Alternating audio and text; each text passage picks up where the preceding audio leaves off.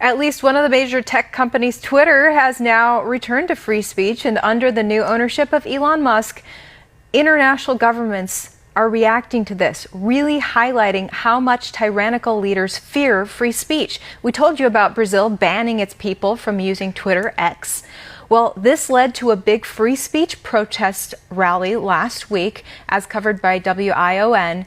They showed Brazilians taking to the streets to stand up for free speech and call for the Supreme Court justice who banned X to reverse his decision. Former Brazilian President Bolsonaro attended and spoke at that protest. Joining us now to discuss is Brazilian journalist, my friend Alan dos Santos. Great to have you on. People were just asking in my control room if you went out to the Brazilian protest. You're not allowed to, or you'll get arrested, right? This is the state of speech in your country. Thank you so much for having me here, Avery. That's true. I cannot go back to my country because of my opinions and the stories I wrote in Brazil. I'm a criminal, according to Alexandre de Moraes' head, not according to Brazilian law. So that's why he ordered my arrest and deportation, but he can't because the United States recognized that as a journalist, I'm not committing any crime. And that's true. I cannot go back to my country only because of my opinion. So your speech is a crime, just your words. And that is according to one apparent dictator who's a Supreme Court justice? That's true.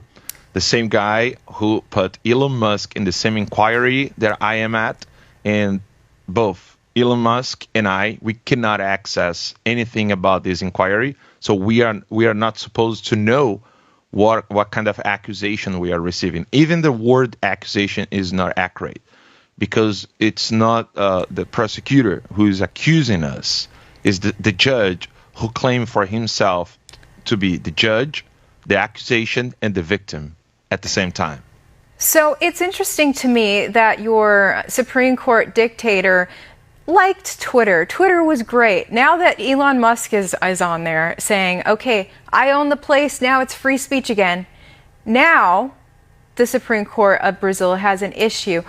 They don't want their people to communicate freely with each other on Twitter, it sounds like. So what do you think the Supreme Court doesn't want its people to talk to each other about? The Supreme Court is doing a great job to protect the communist Luiz Inácio Lula da Silva, who is the president of Brazil now. So he's working as a shield to protect Lula. We have right now the worst economy ever in Brazil. We have a lot of farms being burned to the ground, and today they are confiscating the farms who have been burned. That's news today. And the Supreme Court does not want people criticizing these decisions. I'm not the only one journalist who is in exile. I was the first, but I'm not the only one anymore, sadly. There are a lot of journalists outside of Brazil, some of them in exile, others just decided to leave the country to keep doing their work. Like Luiz Lacombe, who is a very famous journalist in Brazil now, he's working with me on Terça Livre, and we are broadcasting on X. And that was unacceptable for the Supreme Court because they wanted to block even the streaming we are doing in the United States. Let me tell you why he wants to do this. Since Elon Musk has a company called X that operates in Brazil, even he is not the CEO of the company, if we are not allowed to talk in Brazil, he doesn't want us to talk to the world. So because the company is also operating in Brazil, he always do that. He put daily fines on the big techs, Instagram, Meta in general, so Instagram, Facebook, Google, YouTube, and now X, and even LinkedIn and other platforms.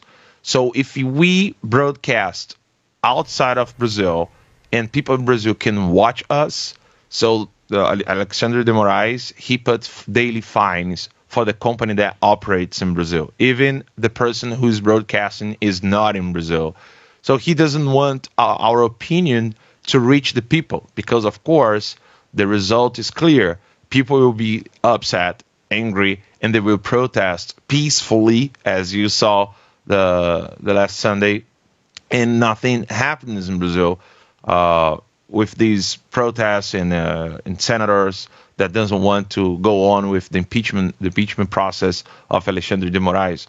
But if we keep talking, if we keep clarifying things and explaining what's going on to the mass, to the people will understand, and they will kind of force the senators to vote in favor of the Alexandre de Moraes impeachment. That's the reason he doesn't want us freely.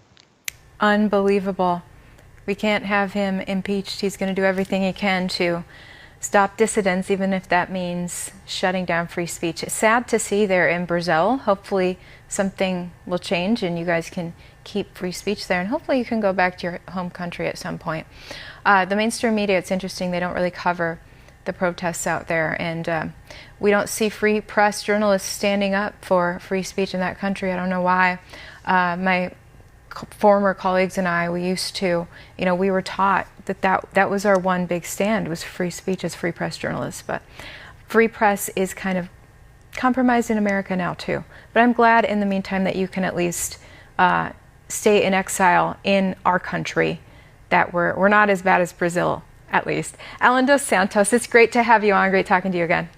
Thank you so much. I appreciate, and keep doing your job, keep doing your work. One American News Network is doing a great job. And remember, what's happening in Brazil can happen in the United States too. All these journalists that are not covering what happened in Brazil, they are covering what's happening against Israel, protecting Hamas and Hezbollah, these two terrorist groups that praise Lula da Silva as a president, as Joe Biden and all the Democrats in the United States. So we need to keep our eyes open because they cannot pack the Supreme Court. Otherwise, this problem could reach the United States too. Thank you so much. Absolutely. Thanks, Alan dos Santos.